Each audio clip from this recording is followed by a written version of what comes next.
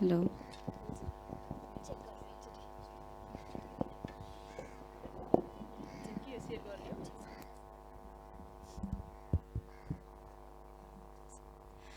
नमस्कार सबैजनालाई, म प्रकृति भट्टराई बस्नेत।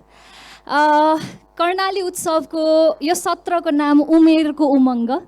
धेरै साथीहरूलाई चाहिँ उमेरको उमङ्गमा केटी नै केटी छन्, के रहेछ भन्ने जिज्ञासा पनि खुबै छ अरे भन्ने हल्ला सुनेको छु।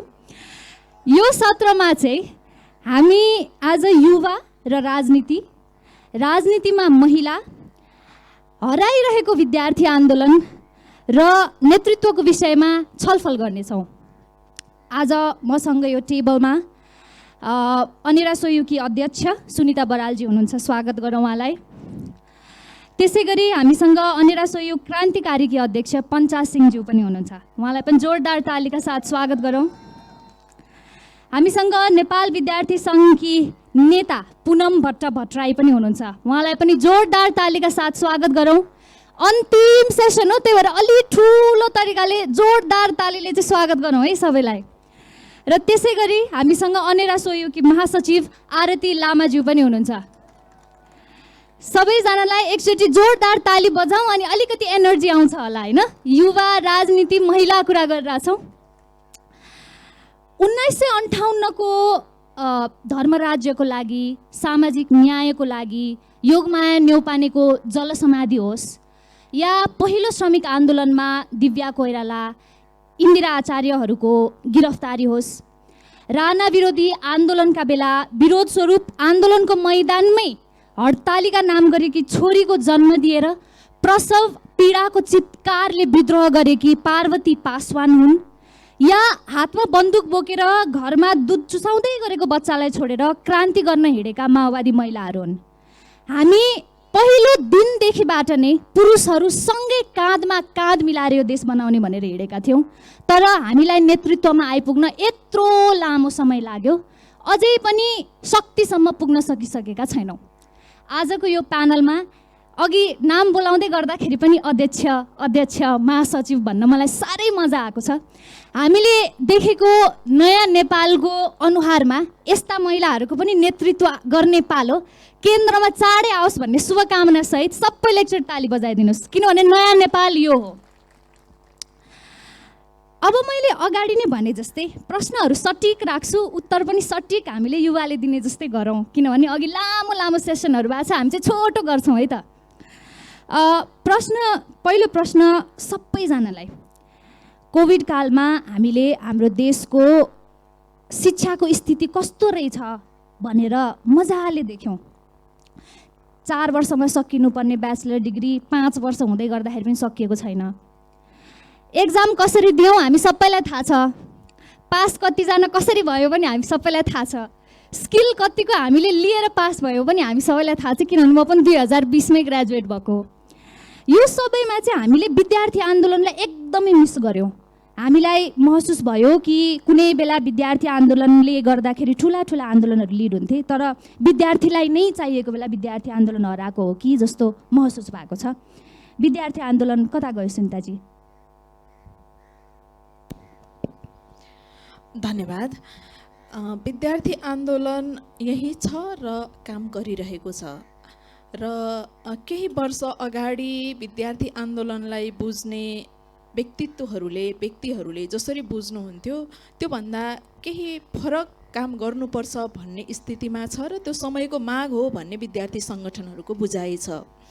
तपाईँले जोड्नुभयो कोरोना कालको बेलामा विद्यार्थी सङ्गठनहरू हो, त्यति बेला विद्यार्थी सङ्गठनहरूले र विद्यार्थी सङ्गठन मात्रै होइन, यो देशको शिक्षा नीतिको विषयमा बोल्ने सबै बुजुर्ग वर्गले अनुभूति गरेको विषय के हो भने हाम्रा विश्वविद्यालयहरू कति बढी प्रविधि मैत्री छन्, प्रविधिलाई कतिको आत्मसात गर्न सक्छन्, र आवश्यकता परेका बेलामा प्रविधिको उपयोग गरेर शैक्षिक क्षेत्रलाई कति गतिशील बनाउन सक्छन् भन्ने प्रश्न सोध्नुभयो भने हामी निकै पछाडि रहेछौँ भन्नलाई मैले हिचकिचाउनु हुँदैन। तर विद्यार्थी सङ्गठनहरू कोरोनाको बेलामा के गरेर बसे भन्ने तपाईँको प्रश्नमा मेरो जवाफ यो हुन्छ कि हामी कोरोनाका बेलामा हडताल आन्दोलन या सडक बहस गर्ने पक्षमा थिएनौँ र गर्नु हुँदैन थियो भन्ने हाम्रो बुझाइ हो। तर त्यो अवस्थामा विद्यार्थीहरूले आफ्नो निजी आवाससम्म अथवा स्थायी बसोबाससम्म पुग्नका लागि के गर्ने भन्ने कुरा सबैभन्दा ठुलो प्रश्न थियो। स्थायी बसोबासमा पुग्ने कुराको सहजता या अस्थायी बसोबासमा खाद्यान्नको व्यवस्थादेखि लिएर उनीहरूले प्राप्त गर्नुपर्ने केही महिना बितिसक्दा उनीहरूले प्राप्त गर्नुपर्ने दैनिक परीक्षाका विषयहरूमा अनिराश बिउ सशक्त रूपमा लागिरहेको थियो। त्यति मात्रै होइन, हामी सामाजिक सरोकारका क्षेत्रमा पनि काम गर्छौँ। यस अर्थमा हामीले विभिन्न नाकामा गएर त्यहाँ चाहिँ अरू छिमेकी मुलुकबाट नेपाल आउने व्यक्तिहरूलाई सहजीकरण गर्ने, उहाँहरूलाई गन्तव्यसम्म पुर्याउनेदेखि लिएर बिच बाटोमा उहाँहरूलाई परेका अप्ठ्याराहरू जस्तो खाद्यान्नको व्यवस्था, आवासको व्यवस्था गर्ने सम्ममा अनिराश बिउको उपस्थिति रहेको कुरा म तपाईँलाई जानकारी गराउँछु। धन्यवाद। सुनिताजीले अनिराश यो चाहिँ लागि परेको थियो, कोभिड कालमा पनि विद्यार्थीहरूको भलोको लागि लागिरहेको थियो भन्दै गर्दाखेरि म पञ्चाजी कहाँ पनि आउन चाहे। कोभिड कालमा र त्यसपछि पनि भनौँ न अझै पनि हाम्रो अवस्था शिथिलै छ, अझै पनि एक्जामहरू हुन सकिराखेका छैनन्। विद्यार्थी आन्दोलन हराए जस्तो देखिन्छ। तपाईँले के महसुस गर्नुहुन्छ? विद्यार्थी आन्दोलन त्यसै गरी अगाडि बढिराखेको छ जसरी अगाडि बढ्नुपर्ने थियो? प्रश्नका लागि म धन्यवाद दिन चाहन्छु। विद्यार्थी आन्दोलनमा आज दुईटा कोणबाट प्रश्न आएको छ। एउटा हाम्रा कार्य सम्पादनलाई लिएर प्रश्न आएको छ, अर्को अहिले विभिन्न नाममा पार्टीहरू नयाँ आइरहेका छन् र तिनी पार्टीहरूले विद्यार्थी आन्दोलनको औचित्य छैन भनेर ठुलो ब्यानर राखेर विद्यार्थी आन्दोलनमाथि प्रश्न गरिरहेको छ र विद्यार्थी आन्दोलनबारे बहस गरिरहेको छ। त्यसो हुँदा यिनी दुवै प्रश्नको जवाब आजको विद्यार्थी आन्दोलनले दिनपर्छ भन्ने कुरामा अनिराज सोभी क्रान्तिकारी जिम्मेवार छ। र आजका दिनमा यहाँले प्रश्न गर्नुभयो कोभिड महामारीको बेला। कोभिड महामारी विश्व समुदायका लागि यो एउटा नयाँ अनुभव थियो। यसले एउटा ज्ञान छोडेर थुप्रै समस्याहरू विश्व मानव समुदायले भोग्यो, तर यसले ठुलो ज्ञान छोडेर गएको छ समाजमा। र नेपाली विद्यार्थी आन्दोलनका लागि पनि एउटा लेसन भयो। नयाँ सुरुवात कसरी गर्ने? सरकारमा त्यही प्रकृतिको संशय छ, सरकार प्लानिङमा छैन। नेपाली विद्यार्थी आन्दोलनमा हामी अगुवा गर्ने नेताहरू पनि के हो, कोभिड के हो र योबाट मानव जीवन कसरी बचाउने भन्ने कुराको हामीलाई त्यो खालको सकस थियो। त्यो स्थितिमा पहिलो कुरा मानव जीवनको सुरक्षा थियो। त्यसो हुँदा त्रिभुवन विश्वविद्यालय लगायतका थुप्रै विश्वविद्यालयहरूमा हामीले हेल्प युनिट निर्माण गरेर घर जानेहरूका लागि सुरक्षित आवास पुर्याउने कार्यक्रम हामीले चलायौँ र त्यो कार्यक्रम अन्तर्गत सबैतिर जस्तो नाकाहरूमा प्रहरीले रोक्नेदेखि सबै कुरामा हामीले त्यो कुराको समन्वय गऱ्यौँ। र अर्कोतिर त्यो कारणले गर्दाखेरि बजार छैन, व्यवस्थापनको समस्या छ।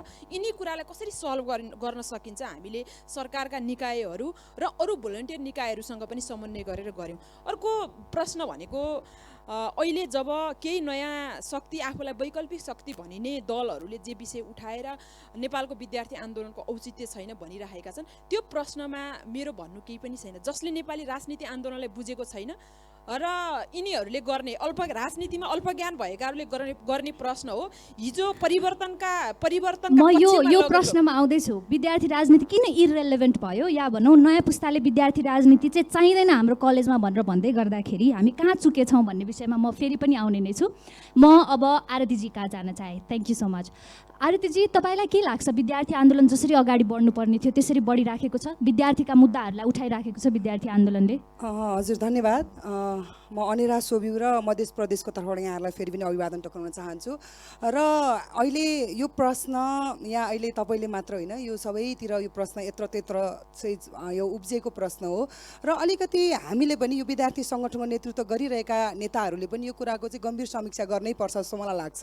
हामीले कतिपय कुराहरूलाई आत्मा आलोचना पनि गर्न जरुरी छ र हामीले हाम्रो हिजोको गर्विलो इतिहासलाई हेर्दाखेरिको त्यो इतिहासलाई हेर्दा आज त्यो इतिहासलाई हामीले बोक्ने त्यो हाम्रो काँध चाहिँ हामीले त्यो हिजोको ऐतिहासिक हाम्रो हिजोको आन्दोलनहरूलाई चाहिँ अझै फेरि त्यसलाई अगाडि लान सक्ने त्यो खालको हामीले वातावरण बनायो कि बनाएनौँ भन्ने कुरा त्यो प्रश्न नै छ। तर पनि हामीले अघि पञ्चाजीले भन्नुभएको जस्तै अब वैकल्पिक शक्तिहरूले अथवा अरू भनौँ हिजो विद्यार्थी राजनीतिकै जगमा उठेर चाहिँ अहिले तपाईँको चाहिँ विभिन्न पार्टीबाट ठुला नेता भएका र मन्त्री भइसकेकाहरूले पनि आज विद्यार्थी आन्दोलनमा फर्केर चाहिँ प्रश्न गर्छन्। त्यस कारणले हामीले चाहिँ यो विद्यार्थी विद्यार्थी आन्दोलन जबसम्म विद्यालय रहन्छ, जबसम्म विद्यार्थी रहन्छ, जबसम्म विद्यार्थी समस्या रहन्छ, तबसम्म विद्यार्थी आन्दोलन रहिरहन्छ भन्ने कुरालाई हामीले बुझ्न जरुरी छ। र हिजोको इतिहासलाई हामीले पनि विद्यार्थी सङ्गठनहरूले हिजोको इतिहासलाई पनि जोगाउनको निमित्त अब हामीले कसरी अगाडि बढ्न जरुरी छ भन्ने कुरा पनि हामीले सोच्नुपर्छ। र यसको निमित्त चाहिँ मलाई लाग्छ सबैभन्दा महत्त्वपूर्ण प्लेटफर्म भनेको सोभि निर्वाचन हो। त्यो सोभि निर्वाचनलाई जीवित राख्नको निमित्त हामी सबै सङ्गठन लाग्न जरुरी छ र त्यसले विद्यार्थीको मुद्दा र एजेन्डालाई पनि हामीले बोक्न जरुरी छ भन्ने कुरा म राख्न चाहन्छु। र सँगसँगै हामीले चाहिँ हिजो कोभिड कालमा चाहिँ अब यो युग प्रविधिको युग छ, तर पनि अझै पनि कर्णालीका जनताले त्यो डोल्पाका चाहिँ अन्य तपाईँको हुम्लाका जनताले चाहिँ अझै पनि बिजुली बत्ती नपाएर चाहिँ बस्नुपर्ने बिजुली बत्ती नपाएको अवस्था छ नि त। त्यहाँका जनताले चाहिँ यो अहिलेको प्रविधिको यो युगमा चाहिँ यो कोभिड कालमा चाहिँ हामीले जुन ढङ्गले पछिल्लो चरण बहसमा ल्यायौँ, हामीले जुमको मार्फत अथवा इन्टरनेटको मार्फत हामीले चाहिँ शिक्षा आर्जन गर्ने यो पनि प्रविधि आवश्यक छ भनेर भन्दै गर्दाखेरि हामीले कर्णालीतिर पनि ध्यान दिने हो कि भन्ने कुरा गर्न जरुरी छ। हामीले अब एउटा खालको नयाँ ढङ्गले नयाँ बहस चाहिँ सुरु गर्न जरुरी छ। हजुर धेरै धेरै धन्यवाद पुनमजी। सरी आरतीजी, पुनमजी कहाँ आउन चाहे म। पुनमजी, तपाईँको सङ्गठन निकट रहेको सरकार त कोभिडको बेलामा या भनौँ जब विद्यार्थीहरूलाई सबैभन्दा धेरै विद्यार्थी सङ्गठनहरूको आवश्यकता थियो त्यति बेला तपाईँहरू विपक्षमा पनि हुनुभयो, बिचमा पुगेर पक्षमा पनि हुनुभयो होइन। दुवैचोटि चाहिँ तपाईँको सङ्गठनले चाहिँ खासै धेरै काम नगरेको हो कि प्रत्यक्ष रूपमा विद्यार्थी आन्दोलनमा तपाईँहरूको पहिला जस्तो भूमिका हुन्थ्यो त्यस्तो खासै आजभोलि देखिँदैन कि मैले नबुझेको हो? धन्यवाद प्रकृतिजी प्रश्नको लागि। अनि सम्पूर्ण कर्णालीवासीलाई नमस्कार, जय नेपाल। सर्वप्रथम त कोभिडको बेलामा जुन विद्यार्थी आन्दोलनको कुरा आयो, मैले एउटा कुरा चाहिँ के राख्न चाहेँ भने मानव जीवन र मानव स्वास्थ्य भन्दा इम्पोर्टेन्ट होइन। अब हेल्थ इज वेल्थ भन्छन्, केही पनि छैन संसारमा। तर त्यस्तो अवस्थामा पनि म सठिकमा एन्सर भन्छु, आफ्नो जीवनलाई चाहिँ दाउमा लाएर पिपी लाएर मास्क लाएर त्यही विद्यार्थी नेता, हामी नै विद्यार्थी नेता चाहिँ घर घरमा राहत बाँड्न पुग्यौँ। जसले चाहिँ आफ्नो स्थायी ठेगानामा जान पाएका थिएनन् उहाँहरूलाई चाहिँ बस पार्क छोड्नेदेखि लिएर बसको व्यवस्था गर्नेदेखि लिएर होइन सबै कुरा गर्न हामी चाहिँ तयार भयौँ। र त्यसमा नेभी सङ्घ पनि एकदमै लागि परेको थियो। थाहा छैन समाचारले कभरेज गर्यो या गरेन, पत्रकारले गरे कि गरेनन् त्यो मैले जानिनँ। तर म आफै पनि म पोखरामा बस्छु, म आफै पनि मैले चाहिँ जुन चाहिँ पिछडिएको अलिकति विपन्न वर्ग भन्छौँ आर्थिक रूपमा, मैले त्यस्तो ठाउँमा मैले आफ्नै मेरो पोल्ट्री फार्म छ, मैले आफैले पनि लगभग मैले 15,000 अबोभको चाहिँ मैले अन्डा दिएर चाहिँ मैले वितरण गरेर आफ्नो व्यक्तिगत लगानीमा पनि मैले राहत वितरण गरेँ। अनि सँगसँगै नेपाल विद्यार्थी सङ्घका नेतृत्व जो चाहिँ महामन्त्री पूर्व महामन्त्री अथवा केन्द्रीय सदस्य हुनुभयो कुन्दन दाई होइन, उहाँ चाहिँ अब दैलेख दोलखादेखि लिएर अब कर्णाली प्रदेशमा पनि पुग्नु भएको थियो होइन। राहतको चामलदेखि लिएर विभिन्न सामानहरू लिएर आउनुभएको थियो। अनि त्यसै गरी चाहिँ विभिन्न भर्चुअल अनलाइन मार्फत चाहिँ शिक्षा गराउनु पर्यो, नभए एजुकेसनको इयर जुन एजुकेसन इयर हुन्छ शैक्षिक वर्ष त्यो चाहिँ ढिला हुन जान्छ र विद्यार्थीको भविष्यमा चाहिँ प्रभाव पर्छ भनेर चाहिँ नेपाल विद्यार्थी सङ्घले आवाज पनि उठाएको थियो, विपक्षमा आउँदा र आफ्नो सरकार हुँदा पनि होइन। र त्यसपछि चाहिँ विभिन्न गाउँमा पनि भर्चुअल मार्फत चाहिँ अनि अनलाइन शिक्षा चाहिँ अगाडि बढ्यो होइन, स्कुलदेखि लिएर कलेजसम्म। र सँगसँगै मैले पछिल्लो समय यो तेस्रो लहरमा चाहिँ पूर्वाञ्चल युनिभर्सिटीले चाहिँ 3टा एक्जाम लिइसकेको थियो। तर तेस्रो लहर बढ्दै गर्दा विद्यार्थीको स्वास्थ्यमा असर पर्छ भनेर नेपाल विद्यार्थी सङ्घको पूर्वाञ्चल युनिभर्सिटीको इकाइले, त्यसमा म पनि गएको थिएँ आफै पनि, त्यसमा चाहिँ उहाँहरूले चाहिँ अहिले चाहिँ रोक्नुहोस् किनभने मानव स्वास्थ्यभन्दा इम्पोर्टेन्ट अरू केही पनि होइन भनेर हामीले एक्जाम रोक्न लायौँ। र त्यसपछि एक्जाम रोकियो र त्यसपछि अलिकति चाहिँ कोरोना अब अलिकति म्यानेजमेन्ट भएपछि अलिकति त्यो कोरोनाको प्रभाव जब घट्दै गयो त्यसपछि एक्जाम चाहिँ फिजिकल्ली चाहिँ सञ्चालन भयो होइन। यसकारण चाहिँ म यो भन्न चाहन्छु कि विद्यार्थी आन्दोलन चाहिँ अब यस्तो, अब केलाई आन्दोलन भन्ने, पहिला राजनीतिक अस्थिरता थियो यसकारण विद्यार्थीहरू सडकमा चाहिँ होमिन्थे।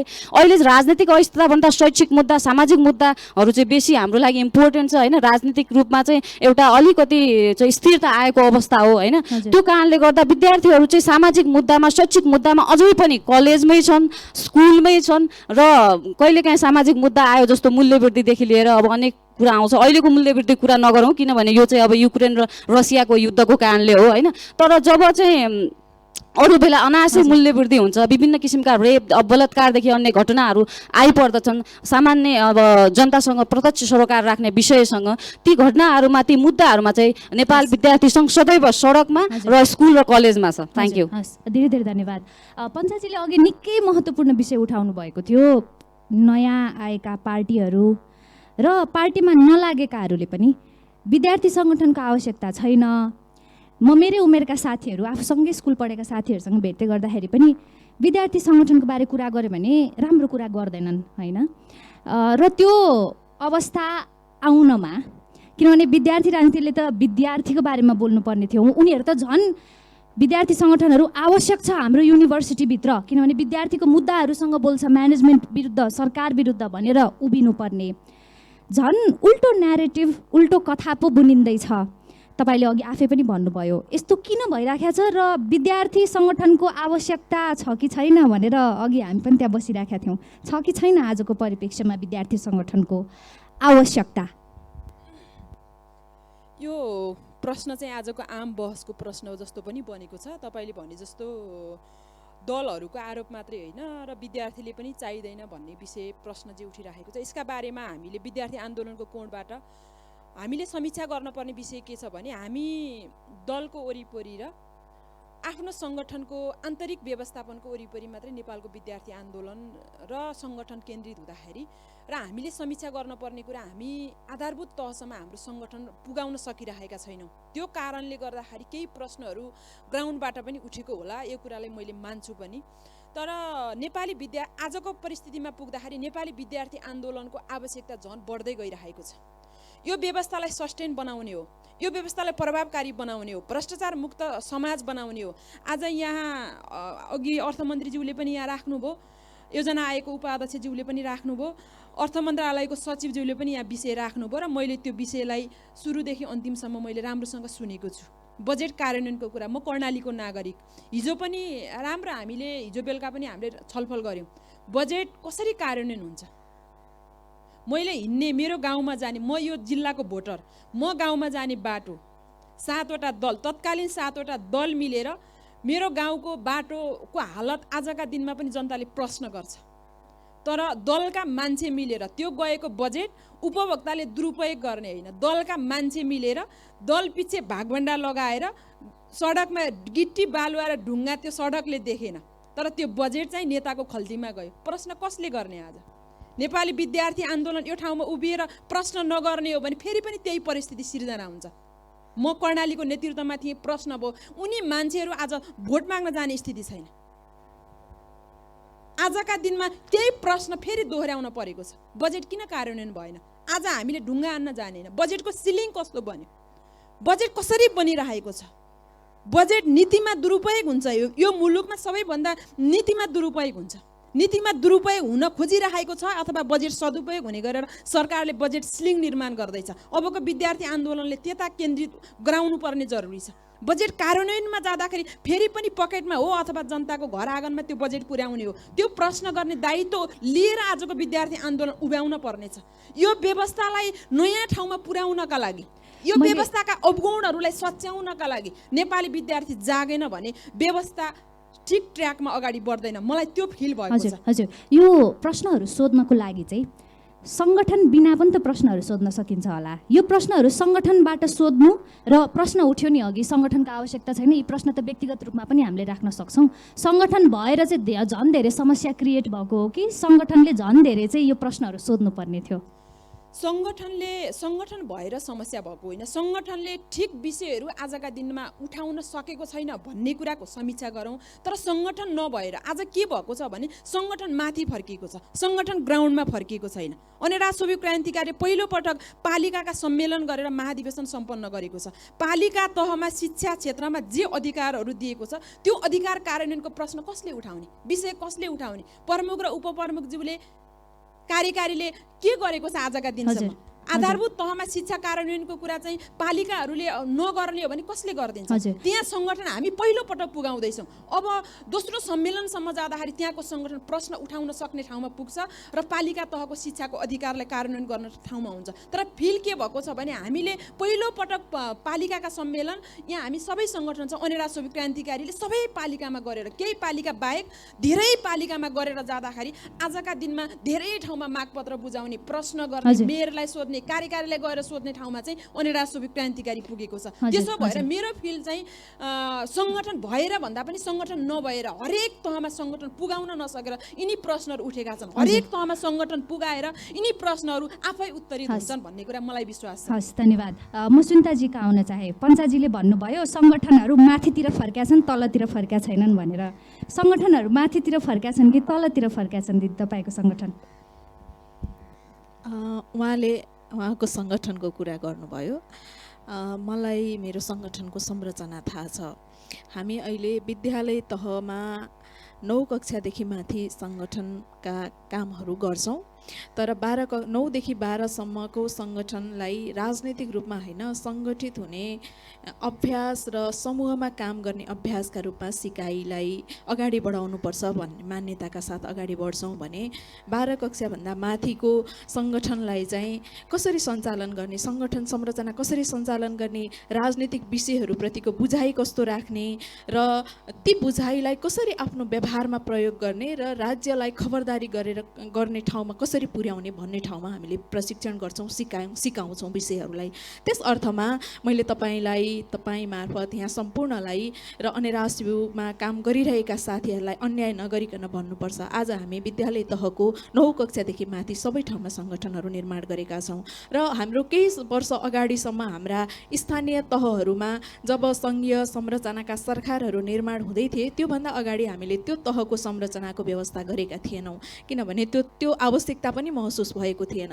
जब सङ्घीय संरचना अनुसार पालिकाहरू पनि निर्माण हुन थाले र पालिकाहरू निर्वाचित भए पश्चात आज अनेरासिबु देशभरिका सबै पालिकाहरूमा पनि सङ्गठित रूपमा काम गरिरहेको छ र केन्द्रीय कमिटी सानो संरचनामा हुन्छ भने हामी केन्द्र, प्रदेश, जिल्ला, पालिका हुँदै क्याम्पससम्मको संरचनामा व्यवस्थित छौँ।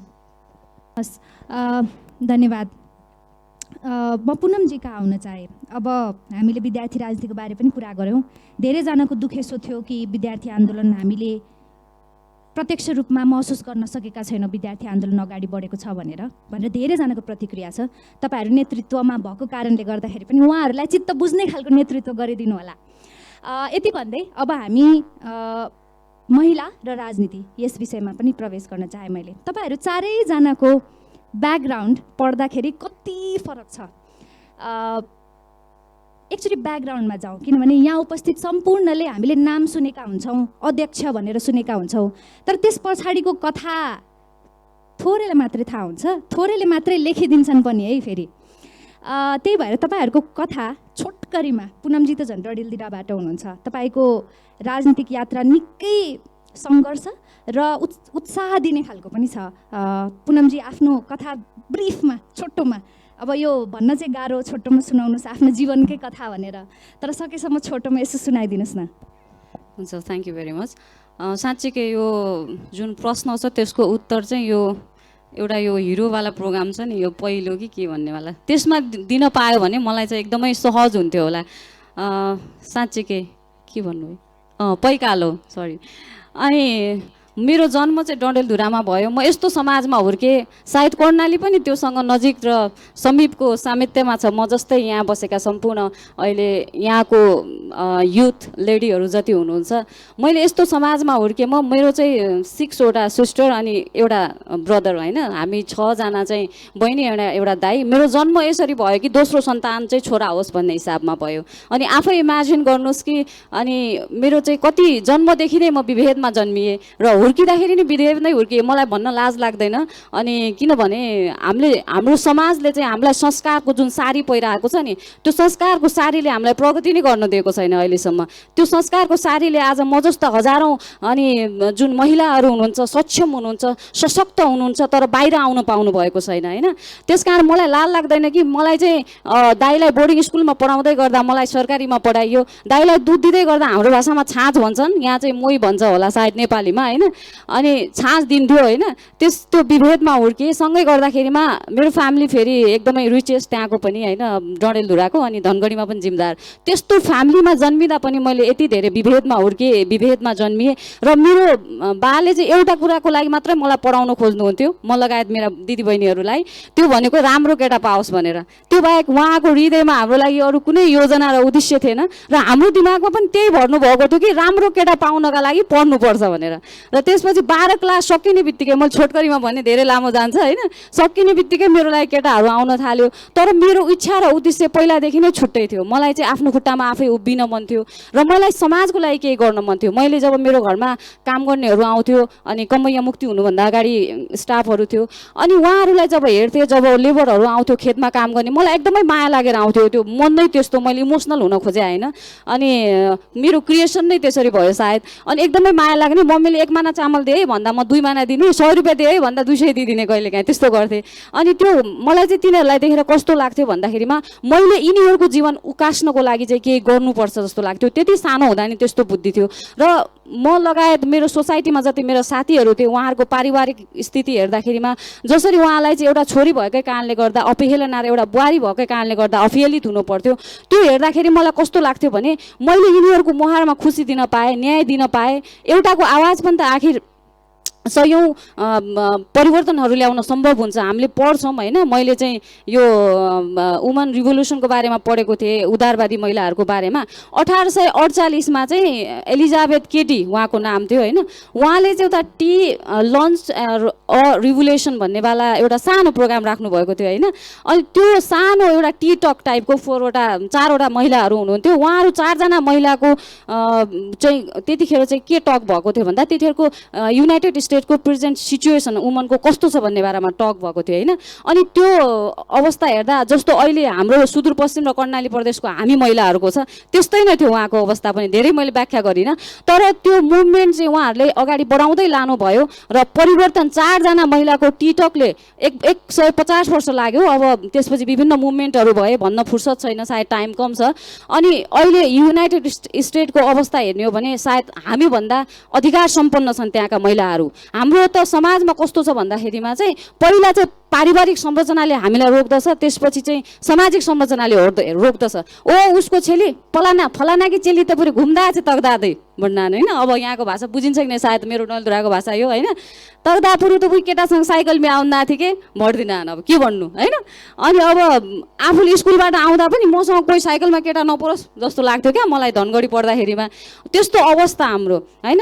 त्यो संरचनाहरूलाई तोडेर अगाडि बढ्न पक्कै पनि गाह्रो थियो मलाई, मैले छोटकरीमा भने। र त्यसपछि मैले चाहिँ घरमा केटा आउँदै गर्दाखेरि रिजेक्ट गरेँ कि म लाइफमा केही गर्न चाहन्छु, म बन्न चाहन्छु भनेर। अनि फ्यामिलीहरू सबैजना मसँग एकदमै रिसाउनु भयो मलाई, लाइक अब तिमी गर, आफ्नो इच्छाले गर, अनि तिमीलाई हामी सहयोग गर्न सक्दैनौ भन्ने जस्तो कुरा गर्नुभयो। म काठमाडौँ आएँ, अनि विभिन्न सङ्घर्ष गर्दै, त्यो लामो छ कथा होइन। म पद्मकन्यामा पढेँ, राजनीतिमा इन्भल्भ भएँ किन मेरो इच्छा नै त्यहाँ थियो। अनि त्यसपछि चाहिँ म पत्रकारितामा पनि संलग्न थिएँ, एबिसी टेलिभिजन अनि माउन्टेन टिभीमा म न्युज रिडर थिएँ पहिला। अनि त्यो गर्दा गर्दै मेरो दिनचर्या बिहान न्युज पढ्ने, दिउँसो राजनीतिक कार्यक्रममा संलग्न हुने हुन्थ्यो। र त्यो सङ्घर्ष गर्दा गर्दै मेरो बिहे भयो है। अनि मेरो छोरा छ 6 वर्षको। अनि त्यसपछि चाहिँ बिहे गरिसकेपछि मैले चाहिँ म एकदम अब नेपाली समाजमा चाहिँ अब डेभलप भन्छन् होइन, एजुकेटेड सोसाइटी पोखरामा मैले बिहे गरेँ। पोखराको लेकसाइडमा हो मेरो घर। अनि त्यहाँ बिहे गर्दा पनि मलाई राजनीतिक रूपमा एकदमै गाह्रो भयो अगाडि बढ्नको लागि। किनभने म जब प्रोग्रामहरूमा जान्थेँ, म सेन्ट्रल मेम्बर थिएँ नेपाल विद्यार्थी सङ्घको, जाँदाखेरिमा मेरो सासूले म घरमा आउँदाखेरि मेरो छोरा 2टा स्टाफ छ घरमा तर खाना खुवाइदिनु हुन्थेन, यस्तो अवस्था थियो मेरो होइन। तर पनि मैले त्यो स्ट्रगललाई चाहिँ, मैले सङ्घर्षलाई चाहिँ मैले आत्मसात गरेँ। किनभने चाहिँ मलाई कस्तो लाग्छ भने चाहिँ ब्यारियरहरू आउँछ, स्ट्रगलहरू धेरै गर्नुपर्छ, विभिन्न बाधाहरू आउँछन्, तर त्यसलाई हामीले उछिनेर अगाडि बढेनौँ भनेपछि आज म जसरी डडेलधुराबाट यहाँ पुगेको छु, जुन सङ्घर्ष यहाँ पुगेको छु, तपाईँहरू पनि त्यहाँ पुग्न चाहिँ सक्नुहुन्न जस्तो लाग्छ। र त्यसको लागि चाहिँ हामीले स्ट्रगल गर्नै पर्छ। धेरै छ स्ट्रगलको कथा, तर म अन्त्यमा चाहिँ के इन्करेज गर्न चाहन्छु भनेपछि चाहिँ महिला भनेको चाहिँ त्यस्तो चिज हो। मैले यो मुनिमा मारिज हो कि मोटिभेसनल स्पिकर पाकिस्तानको हुनुहुन्छ, उहाँको हेर्छु कि उहाँले भन्नुहुन्छ कि they see my ability I see, they see my disability I see my ability भने जस्तै कि। अनि त्यसपछि उहाँले भन्नुहुन्छ कि अनि त्यसरी नै मलाई पनि कस्तो लाग्छ भने समाजले त हामीलाई चाहिँ डिसेबल सोध्छ, महिला भनेको घरमा बस्नुपर्छ, भात पकाउनुपर्छ, अनि त्यसपछि आफ्नो फ्यामिलीलाई घरमा हुन्जेल बुवाको मान माइतीमा हुन्जेल बिहे गरेपछि श्रीमानको पर्सदेखि लिएर अरू सबै थोक कहाँ कहाँ छ भनेर सोध्नु, त्यो चाहिँ म्यानेज गर्नुपर्छ सोध्छ होइन। स्टिल हाम्रो सोसाइटी त्यस्तो छ, किन म त्यस्तैमा हुर्केँ त्यही भएर म यहाँहरूलाई भन्छु होला यहाँहरूको फ्यामिलीमा नहोला, त्यो स्ट्रगल छ तर पनि क्या छ त्यो स्ट्रगलका बावजुद पनि यदि हामी अगाडि बढ्यौँ भनेपछि चाहिँ हामीले चाहिँ हामी जस्तै हिजो एलिजाबेथ केटीले स्ट्रगल गर्दाखेरिमा आज जुन युनाइटेड स्टेटमा चाहिँ जुन परिवर्तन आएको छ, आज पुनम भट्टले डन्दुराबाट गर्यो, अब यहाँ जो हुनुहुन्छ सीता गीता होइन उहाँहरूले चाहिँ कर्णाली प्रदेशबाट गर्नुहोस् न, त्यो स्ट्रगलले भोलिको नारीहरूलाई चाहिँ हामी जस्तो स्ट्रगल गर्न बाध्य हुनुपर्ने छैन, हामीलाई भन्दा बढी अधिकार प्रदान उहाँलाई राज्यले समाजले गर्नेछ। मैले एउटा कुरा भनिहाल्छु, आइएम सो सरी, राज्यले चाहिँ मैले कानुन पनि पढेको वकिल हो, राज्यले कानुनमा संविधानमा नै हाम्रो मौलिक हक व्यवस्था गरेको छ होइन, 25 मा सम्पत्तिको हक छ, जो 16 देखि 46 सम्म महिलाको हक पनि त्यसमा धेरै समेटिएको छ, तर समाजले त्यो हकलाई चाहिँ सुनिश्चित गर्न दिएको छैन। जबसम्म चाहिँ सामाजिक ब्यारियरहरू सामाजिक चेतनामा वृद्धि हुँदैन होइन, जबसम्म समाजमा चाहिँ त्यो हाम्रो जुन हक संविधानमा र कानुनमा सुनिश्चित भएको छ, जबसम्म समाजमा सुनिश्चित हुँदैन तबसम्म मलाई लाग्दैन त्यो अधिकार हामीले पाउँछौँ भनेर। त्यस्तो हक पाउनका लागि जुन संविधानमा राज्यले सुनिश्चित गरेको छ, त्यो हक पाउनका लागि 62-63 पछिको आन्दोलन पछि हो है त्यो संविधानमा सुनिश्चित भएको पनि। तपाईँ हामी डलधुराबाट उठे जस्तै तपाईँले कर्णाली प्रदेशबाट जति पनि यहाँ युथ लेडीहरू हुनुहुन्छ अनि उहाँहरूलाई म अनुरोध गर्न चाहन्छु, उठ्नुहोस् आफ्नो घरमा र समाजबाट पनि त्यो हक हाम्रो लागि दिनुहोस् भनेर लड्नुहोस् र त्यो हक स्थापित हुनेछ। Thank you very much. धन्यवाद पुनमजी। पुनमजीको सङ्घर्ष परिवारमा थियो, त्यसै गरी भौगोलिक रूपमा पनि एउटा एक किसिमको साङ्लो लगाइएको थियो भनौँ न, भौगोलिक पारिवारिक व्यक्तिगत राज्यले लगाउने त भइ नै हाल्यो, राज्यको त भन्नै पाइएन, त्यसको लागि समय छुट्याउँला। त्यसै गरी मधेसको पनि छुट्टै एउटा कथा छ, मधेसको कथा र सँगसँगै आफ्नो मधेसमा राजनीति गर्न कतिको गाह्रो छ भन्ने कथा लिएर चाहिँ, तथापि तपाईँ एकदमै राजनीतिक परिवारबाट हो होइन, तपाईँको 3 पुस्ता राजनीतिमा लाग्दै गर्दाखेरि पनि तपाईँलाई त गाह्रो हुन्छ भने अरूलाई त झन् मधेसबाट राजनीति गर्न कति गाह्रो छ होला, तपाईँको कथा पनि सुनाउ न आरतीजी। धन्यवाद। राजनीति उसै कठिन छ, अझ राजनीति गर्दै गर्दै गरेका महिलाहरूमा झन् त्यो एकदमै समस्या, त्यो एकदमै यात्रा कठिनै छ भन्ने कुरा तपाईँ हामी सबैले बुझेकै छौँ। मेरो चाहिँ अघि प्रकृतिजीले भन्दै गर्दाखेरि मेरो चाहिँ हजुरबुवा, ठुलबुवा अनि मेरो बुवा अनि म, हाम्रो चाहिँ 3 पुस्ता चाहिँ यो कम्युनिस्ट आन्दोलनमा हामीले चाहिँ बिताइसक्यौँ र यो चाहिँ कम्युनिस्ट आन्दोलनमा यो चाहिँ पुस्ताहरू हुमिँदै गर्दाखेरि मैले चाहिँ मेरो राजनीतिक यात्रा चाहिँ म जब एकदमै बाल्यकालमै अब हामी सबै पारिवारिक हिसाबले एकै ठाउँमा सुत्दै गर्दाखेरि चाहिँ मेरो बुवाले चाहिँ त्यतिखेर एउटा मलाई क्रान्तिकारी गीत मलाई एकदमै त्यो अहिलेसम्म नै बस्छ, आमा दिदी बहिनी हो कति बस्छौ दासी भई सुखको सधैँ प्यासी भएर भन्ने एउटा गीत थियो।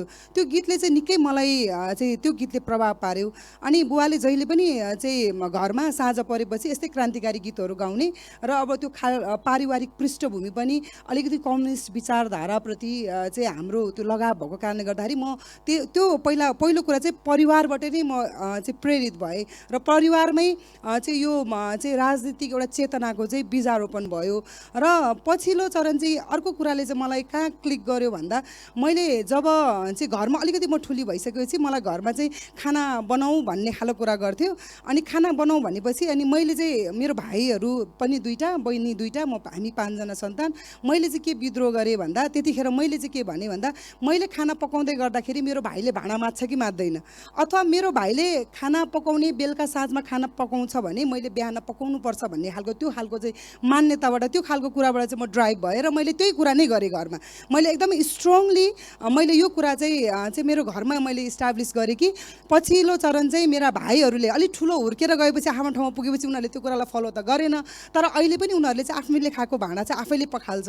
यो एउटा कुरा त्यो घरबाट एउटा विद्रोहको चाहिँ एउटा चेतना त्यतिखेर आयो र त्यसपछि चाहिँ म स्कुल पढ्न थालिसकेपछि स्कुलमा चाहिँ म 7 कक्षा पढ्दै गर्दाखेरि जब 8 कक्षामा प्रवेश गरेँ, 8 कक्षा पढ्दै गर्दाखेरि चाहिँ हाम्रो त्यतिखेर अनेरा सोभ्यू सङ्गठन चाहिँ स्कुलमा चाहिँ 8 कक्षा सालदेखि नै स्कुलमा सङ्गठनहरू आउँथ्यो र आउँदाखेरि त्यतिखेर चाहिँ अलिक जनयुद्धको पनि अलिकति व्यापक चाहिँ एउटा लहर थियो र त्यतिखेर त्यो अवस्थामा चाहिँ स्कुलमा पनि हामीले चाहिँ सामान्यतया चाहिँ एक्लै तपाईँले अघि भन्नुभएको थियो नि व्यक्तिले चाहिँ व्यक्तिगत ढङ्गले पनि यो प्रश्न उठाउन सक्छ त भन्ने खालको प्रश्नमा चाहिँ त्यतिखेर हामीले पनि चाहिँ जब स्कुलमा भएका समस्याहरूको बारेमा चाहिँ एक्लै चाहिँ आफ्ना कुराहरू राख्दाखेरि त्यो कुराको सुनवाई नभएको अवस्थामा चाहिँ हो सङ्गठन चाहिँदो रहेछ सङ्गठन पनि कुन सङ्गठन चाहिन्छ कुन सङ्गठन चाहिँ अहिलेसम्म विद्यार्थीको बिचमा छ भन्ने कुरा त्यतिखेर खोज्न हामीले थाल्यौँ र त्यतिखेर चाहिँ हाम्रो बिचमा अनेरा सोभी सङ्गठन आइपुग्यो र हामी अनेरा सोभीमा चाहिँ स्कुले जीवनदेखि नै हामी चाहिँ अनेरा सोभीमा आबद्ध भएर चाहिँ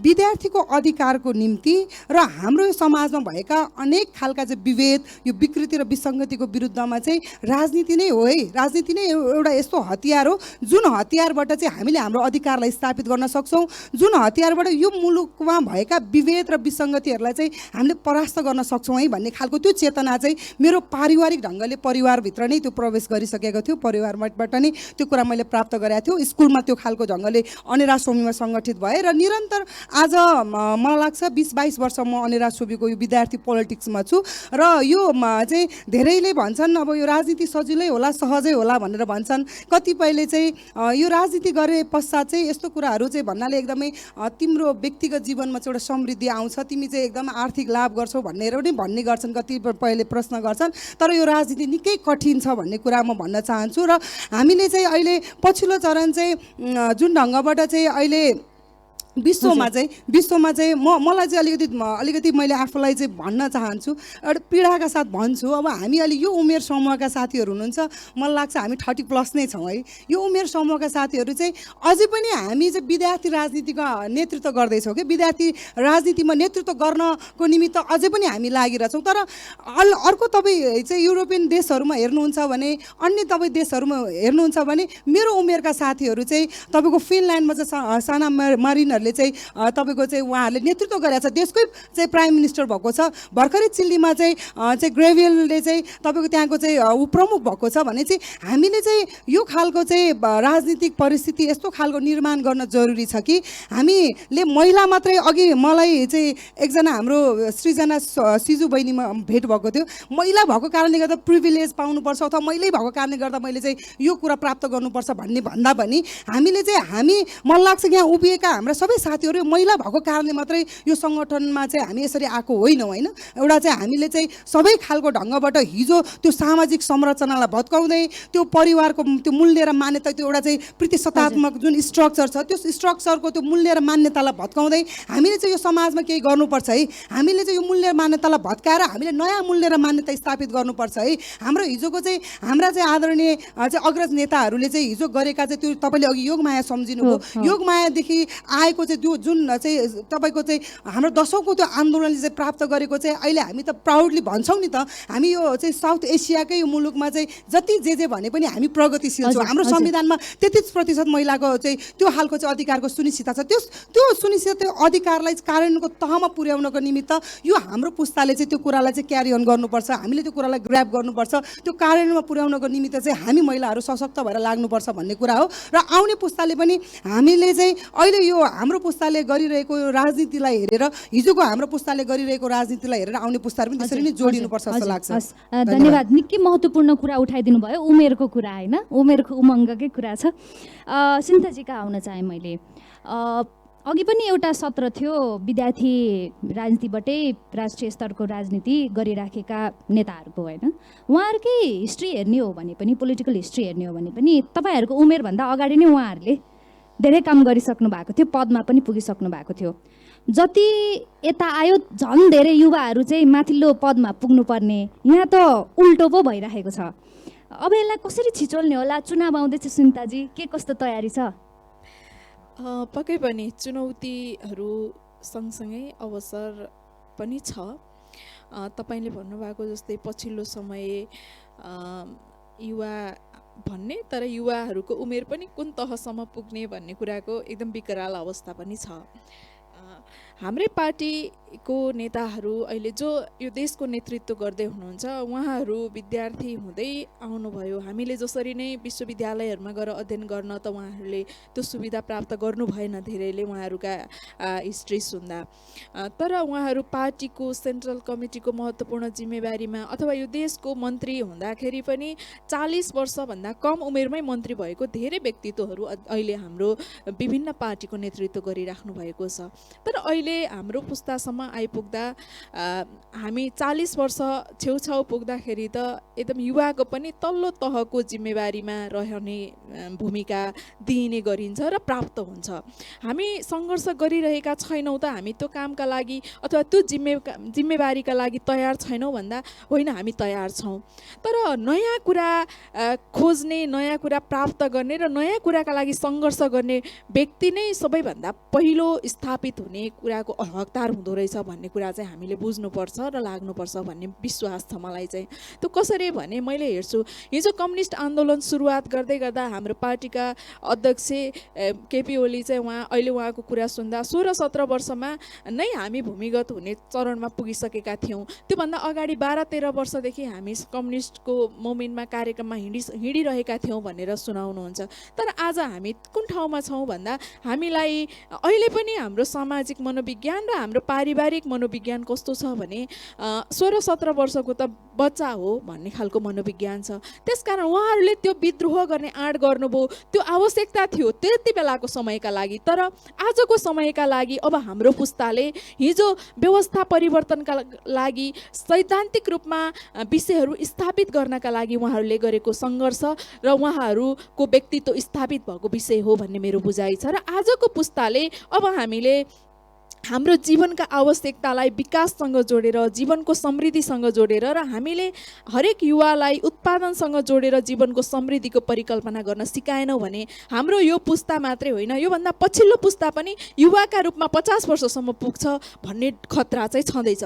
त्यसकारण हिजोको राजनीतिक परिवर्तनको स्थिति आवश्यकताका कारणले अघिल्लो पुस्ता स्थापित भएर निरन्तर नेतृत्वमा छ। तर अबको पुस्ता, हाम्रो पुस्ताले यो हामी सबैका लागि चुनौती पनि हो। मैले पनि मेरो परिकल्पना अनुसार काम गर्नलाई मेरो संरचनाले, मेरो सामाजिक संरचनाले, मेरो भौगोलिक संरचना, आर्थिक संरचनाले दिइरहेको छ कि छैन भन्ने विषय मेरो समीक्षाको विषय होला। तर समग्रतामा हेर्दा हाम्रो पुस्ताले अहिलेको विकासको आवश्यकतालाई र परिवर्तनसँग जोडेर देशको समृद्धिको आवश्यकतालाई त्यसरी नै परिवर्तनको एउटा मात्रै उद्देश्य बनाएर अगाडि बढ्न सकेनौँ भने हामी पछाडि पर्छौँ भन्ने मेरो बुझाइ छ। र मैले चाहिँ मेरो ठाउँबाट, मेरो जिम्मेवारीबाट भूमिका खेल्ने कुरामा आज म विद्यार्थी सङ्गठनको सबैभन्दा माथिल्लो जिम्मेवारीको नेतृत्व लिएर अनि राष्ट्रको नेतृत्व गरिरहेकी छु। र मैले जहाँ पुग्दा पनि सबै साथीहरूलाई के भन्दैछु भने तपाईँको जीवनको समृद्धि आज मेरो सङ्गठनको लक्ष्य हो। तपाईँको जीवनमा तपाईँले अध्ययन गरिरहेको चाहिँ शिक्षाले तपाईँलाई दक्ष बनाउने, एउटा आत्मविश्वास सहितको जवाबदेही नागरिक बनाउने कुरा आज मेरो सङ्गठनको उद्देश्य हो। सबैजनाले राजनीति गर्नुपर्छ यो जरुरी छैन, तर सबैले राजनीति बुझ्नुपर्छ र देशमा बनिरहेको राजनीतिले गरेको नीतिगत नेतृत्वमा खबरदारी गर्न सक्ने राजनीतिक चेतना भएको व्यक्ति बन्नका लागि र एउटा दक्ष नागरिक बन्नका लागि आज हामीले गरिरहेको कामको क्षेत्र पनि यही हो। हस्, धन्यवाद। अघि निकै महत्त्वपूर्ण कुरा उठेको थियो। म एकैछिन पञ्चाजी कहाँ जान चाहे। अब अघि हामीले के कुरा गऱ्यौँ भने तपाईँहरूको उमेरका युरोपेली देशका महिलाहरू, नेत्रीहरू, नेताहरू पदमा पुगिसके, देश हाकिसके। हामी अझै पनि विद्यार्थी सङ्गठन नै हाकेर बसिराखेका छौँ। तथापि सुन्ताजीले भन्नुभयो जस्तै हामी जिम्मेवारी लिन तयार छौँ भनेर भन्दै गर्दाखेरि युरोपेली देशसँग हामी आज अहिले नै त्यहाँ जस्तो चाहिँ यस्तै यहाँ होस् भनेर अपेक्षा गर्न पनि मिल्दैन होला। तर हामी जस्तै सामाजिक आर्थिक अवस्था भएका देशहरू, जस्तो कि अब नामै लिनुपर्दा श्रीलङ्कामा पनि बन्दरनायके एकचोटि आइसक्नुभयो त्यति बेला नै। त्यसपछि हामीले पाकिस्तानमा पनि बेनजिर भुट्टोलाई देख्यौँ, इन्डियामा पनि हामीले इन्दिरा गान्धीलाई देख्यौँ। नेपाल एकदमै प्रगतिशील समाज छ, हामीले यति चाँडो लजहरू ल्याएका छौँ, एकदम प्रगतिशील छ, हाम्रो संविधान एकदमै राम्रो छ भन्दै गर्दाखेरि यत्रो लामो महिलावादी आन्दोलनपछि पनि अझै पनि महिलाहरूलाई चाहिँ यसो दिए जस्तो फेरि पछाडि लुकाए जस्तो गरेर गर्ने चलन छ। तपाईँहरूले कहिले देश हाक्नुहुन्छ? चुनाव आउँदैछ, मलाई त यही बुझ्न मन छ कि तपाईँहरू अब अगाडि तपाईँको पार्टीले कस्तो सोचिराखेको छ, आउने चुनावमा तपाईँहरूलाई हामीले कसरी देख्छौँ? विद्यार्थी आन्दोलनमा बसिराख्नुहुन्छ कि अलिकति अगाडि बढ्नु पनि हुन्छ भनेर सबैजनाको आशा अपेक्षा पनि होला है।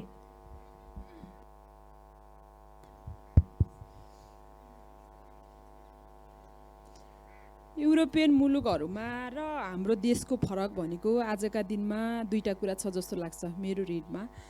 एउटा कुरा युवा मैत्री नीतिले त्यो मुलुकमा नेतृत्व विकासको एउटा अवसर 35 वर्षको उमेरमा प्रधानमन्त्री सुन्दा पनि निकै प्राउड फिल हुन्छ निकै प्राउड फिल हुन्छ। अर्को कुरा राजनीतिलाई समाजसेवा, राजनीति एकदम चुनौतीपूर्ण पेसा हो र त्यसलाई समाजसेवा भनेर र त्यो क्षेत्रमा जानका लागि सबै प्रकृतिको सेक्रिफाइस गर्न तयार भएर मान्छे आफूलाई प्रिपेयर गर्छ। तर मेरो मुलुकमा राजनीति पेसा हो, राजनीति व्यवसाय बनाइन्छ। त्यसो भएर पेसा व्यवसाय आजका दिनमा नेताहरूको मेडिकल कलेजमा लगानी छ, हस्पिटलहरूमा लगानी छ, शिक्षण संस्थामा लगानी छ, कुनै उद्योगहरूमा लगानी छ। कुनै बिजनेसम्यानले त्यो लगानी गर्ने होइन कि नेताले लगानी गर्छ। यो दुईटा कुरा क्रस गर्नका लागि आजका दिनमा युवा राजनीतिको चुनौती, यो हाम्रो अगाडिको एउटा पोलिसीको चुनौती। युवा मैत्री नीति मेरो पार्टीको महाधिवेशन भर्खर सम्पन्न भयो, दस्तावेजले 20% युवा लेख्यो। कार्यान्वयनमा जाँदाखेरि सिनियर नेताहरूको म्यानेज गर्न नसक्दा 10%मा आएर विधान संशोधन गरेर 10%मा त्यो नीति कार्यान्वयनको दिशामा गयो। र यो दुईटा कुरा युवा मैत्री पोलिसी निर्माण र राजनीतिलाई समाजसेवा बनाउनका लागि पेसा होइन कि समाजसेवा बनाउनका लागि आजका दिनमा हामीले ठिक ढङ्गले यसको पैरवी गर्न सकेनौँ, बहस गर्न सकेनौँ भने हामी त यो अवसरबाट हाम्रो अवसर त गुमि नै सक्यो। हामी 30 माथिकै यो जेनेरेसन चाहिँ यहाँ विद्यार्थी सङ्गठनको अध्यक्षको जिम्मेवारी लिइरहेका छौँ। मेरो फिल यस्तो हुन्छ, मलाई यो मुलुकमा 35 वर्षको प्रधानमन्त्री, 30 वर्षको प्रतिपक्ष दलको नेता, 25 वर्षको मन्त्री भएर त्यो क्याबिनेट चलेको भए वा कस्तो हुन्थ्यो होला, मलाई त्यस्तो लाग्छ। मैले त्यो कल्पना गर्छु। तर हाम्रो पुस्ताले यो अवसर गुमाइसक्यो। तर आउने नयाँ पुस्ताले त्यो अवसर प्रदान गर्नका लागि मेरो पुस्ताले धेरै नै मेहनत गर्नुपर्छ, मैले त्यो बुझिरहेको छु। मेरो पुस्ताले मेहनत गरेन अनि मेरो दलले, मेरो पार्टीले यो जिम्मेवारी दिनै सक्यो अब भनेर मैले चाहिँ चुपचाप बस्ने हो भने आउने पुस्ताले पनि यो अवसर पाउँदैन। त्यसो हुँदा आउने पुस्ताका लागि यो च्यालेन्ज फेस गर्ने तहमा हामीले हामीलाई उभ्याउन सक्नुपर्छ। यो अवसर त हामीले लिन सक्दैनौँ, तर यो च्यालेन्ज फेस गरेर राजनीतिलाई सेवा बनाउने र युवा मैत्री पोलिसी निर्माण गर्ने सन्दर्भमा हामीले यो दुईटा कार्यभार हाम्रो जेनेरेसनले पुरा गर्न सक्यो भने नयाँ आउने जेनेरेसनलाई पनि यहाँ धेरै नयाँ अनुहार देखि पनि राखेको छु। नयाँ आउने जेनेरेसनले पनि आजका दिनमा जस्तो यहाँ हाम्रो पार्टीका शीर्ष नेताहरू लामो सङ्घर्ष गरेर 40 मुनि नै पार्टीको कार्यकारी पदको जिम्मेवारी लिएर आजका दिनमा यो व्यवस्था सम्भव भएको, यो सामान्य मेहनतले आएको, सामान्य दुःखले आर्जेको यो व्यवस्था होइन। त्यसो भएर आजको पुस्ता त्यो तहमा आफूलाई मेहनत गर्ने भन्दा पनि बरालिरहेको देख्छु।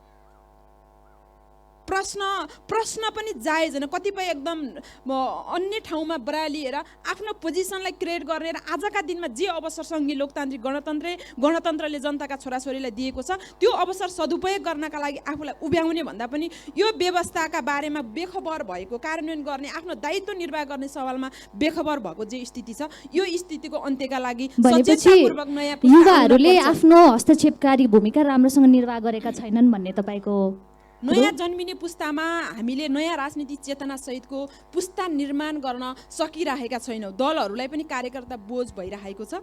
नयाँ आउने पुस्ता निर्माण, राजनीतिक पुस्ता निर्माण गर्ने सन्दर्भमा दलहरूको कार्यक्रम पनि बन्न सकिरहेको छैन। स्वतःस्फूर्त आजका दिनमा जे स्वतन्त्रता दिएको छ त्यो ठाउँमा चाहिँ स्वतःस्फूर्त ढङ्गले आफूलाई उभ्याउने सन्दर्भमा पनि केही अभावहरू भएका छन्। त्यो अभाव चिर्नका लागि पनि आजका दिनमा हामीले कार्यक्रम निर्माण गर्नुपर्छ। मैले भने पालिका तहमा हामीले जे कार्यक्रम सङ्गठन बनायौँ, इकाइहरूमा, शिक्षण संस्थाहरूमा त हामी गइ नै रहेछौँ, तर पोलिसी निर्माण गर्ने तहमा सङ्गठनको नेतालाई पुर्याउनका लागि पालिकामा जरुरी भयो। प्रदेशमा कार्यकारी तह प्रदेश हुँदाखेरि प्रदेशमा हामीले हिजो समन्वय थियो, आज पदाधिकारी तहमा गयौँ। त्यो निकायले प्रदेशको सबै कुराको नजिकबाट अध्ययन गर्न पाउँदाखेरि त्यो निकायले पोलिसी निर्माणको तहमा आफूलाई उभ्याउनका लागि त्यसले चाहिँ भोलिको लागि आफूलाई नेता निर्माण गर्नका लागि सहयोग पुर्याउँछ।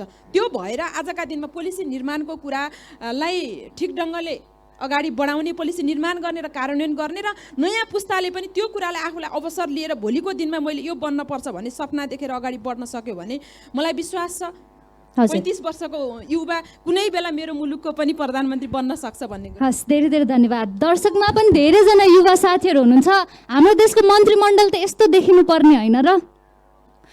ल अब दर्शकहरूबाट पनि प्रश्नतर्फ लाग्न चाहे मैले। हातहरू धेरै उठेको छ। पहिला चाहिँ अघिको प्यानलको सिचुएसन देखिसकेपछि यसलाई चाहिँ हामी अलिक व्यवस्थित रूपमा लिन नसकिएका प्रश्नहरूलाई चाहिँ लेखेर पठाउनु होला। प्रश्न सोद्धाखेरि सभ्य भाषा प्रयोग गरौँ र सठिक प्रश्न सोधौँ है। त्यो भयो भने चाँडो पनि सकिन्छ र सठिक उत्तर पनि आउँछ। त्यो अपेक्षाका साथ यता निलो ज्याकेट लाएको हुनुहुन्छ पुरुषलाई दिनु पर्यो नि त महिला प्यानलमा भएको बेला प्रश्न सोध्ने मौका। एक्सक्युज मी, मेरो प्रश्न चाहिँ त्यसपछि त्यहाँ आउँछु म। मेरो प्रश्न चाहिँ पञ्चायतीलाई रहेको छ। एउटा सक्षम संस्थाले क्रान्तिकारीको यथार्थ चित्रण गरी गाएको गीतलाई पचाउन नसक्ने 17,000 जनताको बलिदानले ल्याएको गणतन्त्र कस्तो खालको गणतन्त्र हुनुभयो दिदी?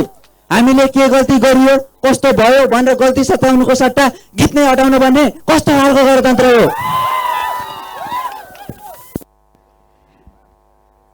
धन्यवाद मेरो प्रश्न सोधिदिनु भएकोमा। सजिलो बनाइदिनु भयो मलाई साथीले। प्रश्न सोध्ने अप्ठ्यारो सिचुएसन आइरहेको थियो। धन्यवाद है। यता निलो ज्याकेट लाएको व्यक्तिलाई माइक एकैछिन ल, यता माइक दिउँ होला है पहिला, त्यसपछि तपाईँ कहाँ आउँछु ल म।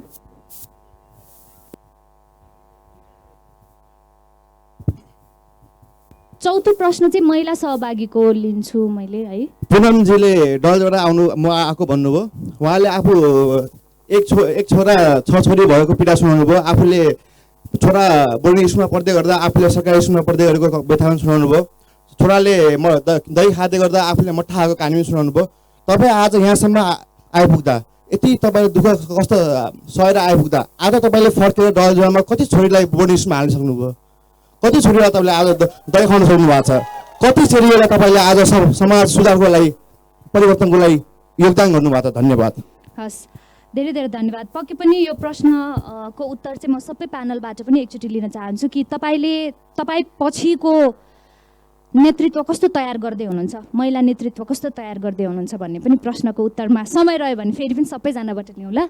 अघि पछाडि हाफ ज्याकेट लाउनु भएको थियो हो हजुर। नमस्कार, म सचिन तिमल। मेरो प्रश्न अन्तर्राष्ट्रिय क्रान्तिकारीका अध्यक्ष र अन्तर्राष्ट्रिय दीर्घका महासचिवलाई रहेको छ।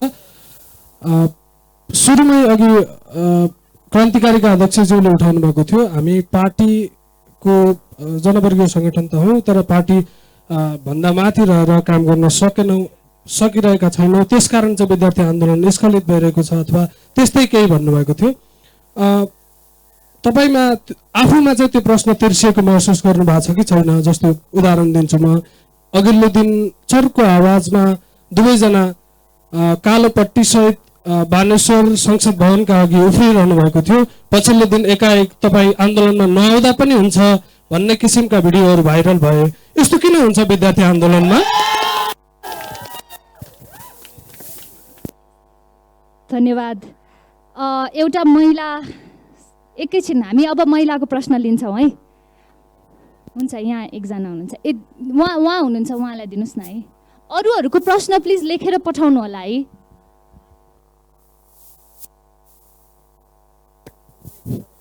सबैभन्दा पहिला म आफ्नो परिचय दिन चाहन्छु। अघि धेरैले परिचय दिनु भएन भन्नुभएको छ।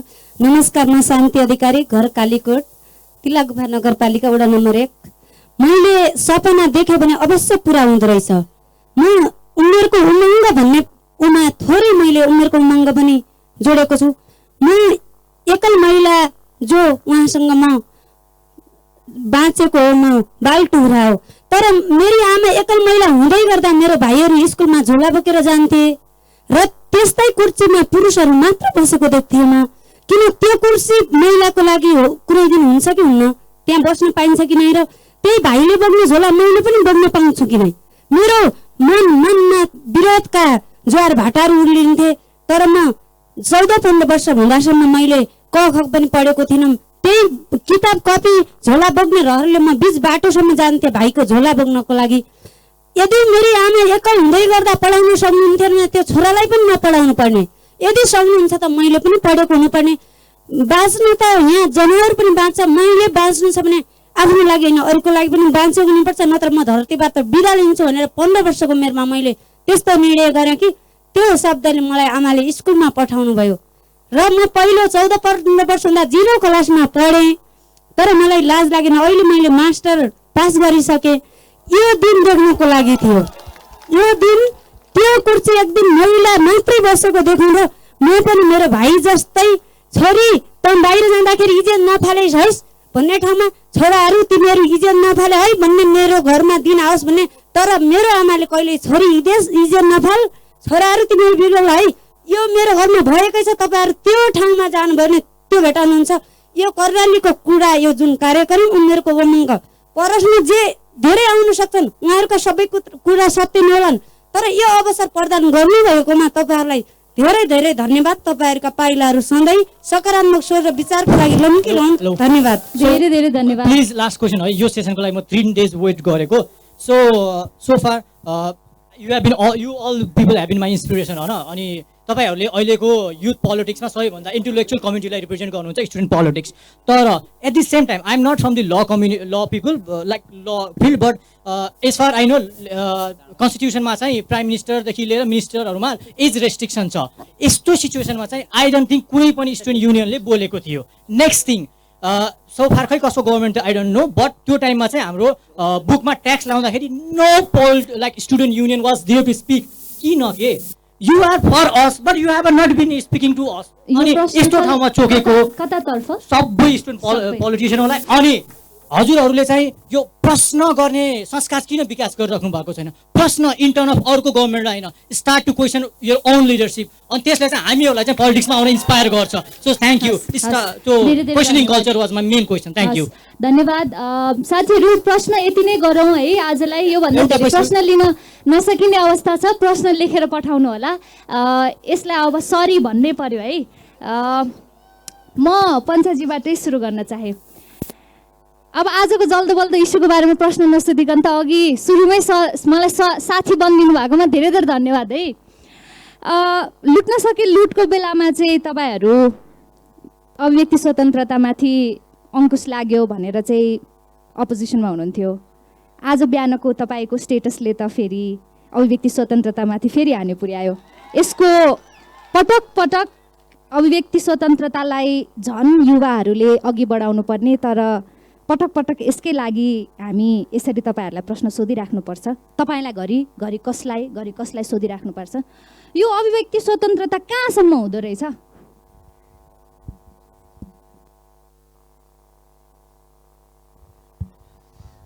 यहाँ पुनमजीले पनि विषय जोड्नुभयो। प्रश्नका लागि विद्यार्थी मित्रलाई धेरै धेरै धन्यवाद दिन चाहन्छु। मैले स्ट्याटस प्रकृतिजी मैले स्ट्याटस आज बिहान होइन, मैले हिजो बेलुका मात्रै लेखेको र सामाजिक सञ्जालमा विषय आइसकेपछि मैले 16 मिनट कति सेकेन्डको त्यो भिडियो छ, भिडियो मैले प्रकाश सपुतजीको मैले राम्रोसँग हेरेँ। त्यो भिडियोमा माओवादी पार्टीका नेताहरूको केही थान मन्त्रीहरू, केही थान माननीयहरू, केही थान टाठाबाठाहरूको जीवन बदलिएको र जनयुद्धमा सहभागी घाइते अपाङ्ग शहीद परिवार बेपत्ता योद्धाहरूको आजका दिनसम्म पनि व्यवस्थापन हुन सकेको छैन। उहाँहरूको आवाज र उहाँहरूको आलोचनासँगै मेरो आलोचना पनि पार्टीसँग छ र नेताहरूसँग छ। प्रकाश सपुतजीले त्यो मामलामा विषय गर्न पाउनुहुन्छ। आजका दिनमा व्यक्तिको जीवन नारकीय बनेको छ, घाइतेले उपचार पाएको छैन, शहीद परिवारको व्यवस्थापन छैन। यो प्रश्न आम सरोकारको प्रश्न हो। तर नेपालको संविधानले विद्युतीय कारोबार र व्यक्तिगत स्वतन्त्रताको सन्दर्भमा नेपालको संविधानले समेत अङ्कुश लगाएको कुरा त्यो प्रकाश सपुतजीलाई छुट छैन। त्यो एउटाको स्वतन्त्रताका लागि अर्को कसैको स्वतन्त्रता हनन हुँदैन।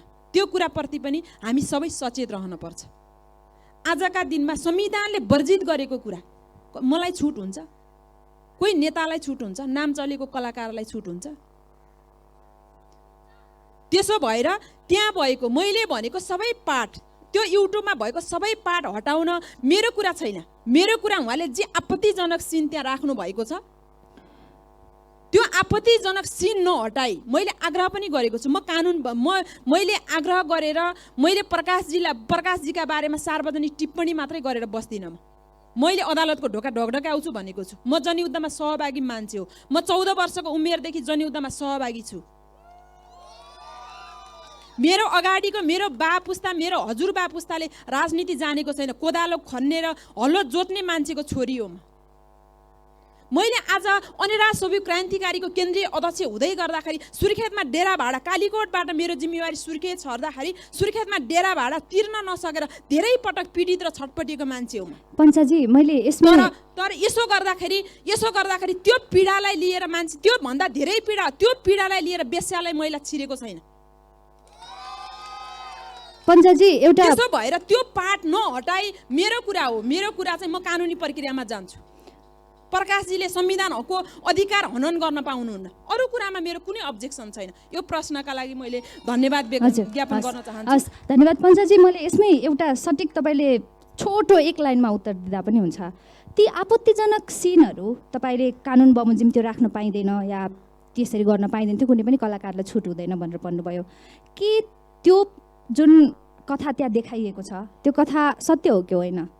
आपत्तिजनक भयो, ती आपत्तिजनक सिनमा देखाइएका कथाहरू सत्य हुन् कि होइनन्? यो विषय मलाई लाग्छ खाडी मुलुकमा गएर त्यो लेडिजले बन्धक भएको कुरा, पीडा भएको कुरा, चोकमा बसेर ठेला गाडामा मकै पोलेर जीवन बिताएको कुरा, चटपटे दिएर बिताएको कुरा, त्यो कुरासम्म म मान्छु। तर त्यो तहसम्म पुगेको भनेर जे चित्रित गर्न खोजिएको छ त्यो कुरालाई कसरी सत्य मान्न सकिन्छ? प्रमाणित गर्न सक्नुहुन्छ प्रकाशजीले?